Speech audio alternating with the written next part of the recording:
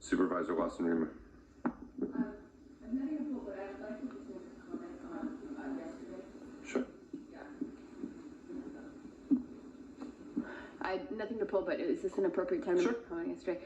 Yeah, I just wanted to reflect. You know, I received a huge number of people who reached out to me last night and this morning about the meeting that we went through yesterday, and reiterating that they feel like their voice can't be heard here. They feel marginalized by an environment that feels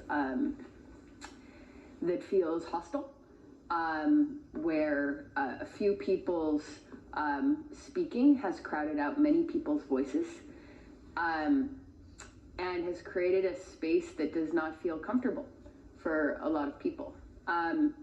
So I want to reflect on that, and I wanted to ask, you know, as we think about our meetings moving forward, you know, what we can do, you know, if we think that, you know, maybe 30 seconds is enough time for people to make a comment. You know, that's what happens in the Assembly and the Senate and at the City Council.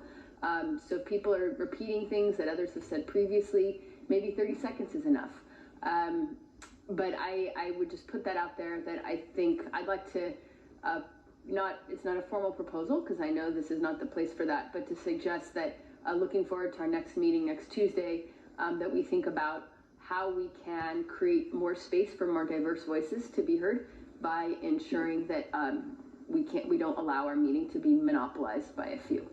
Yeah, and I think it's an appropriate time for us to review that. You know, we always set the rules of procedure, but we have it within our ability to change those. If we change them, we'll change them consistently for all speakers. Exactly. But I do think it's an appropriate time for us as a board to kind of think about and consider, you know, what we want to do to facilitate public engagement in a meaningful and consistent way. Exactly. But also, you know, being mindful of the environment that's being created. Yeah, and I think clearly we can never ever constrain speech based on content. You know, we must be neutral across everyone, and everyone has the right to speak, but that doesn't mean people have the right to crowd out others from speaking. So. Good. This would be a good topic for us to have on an ongoing basis moving forward.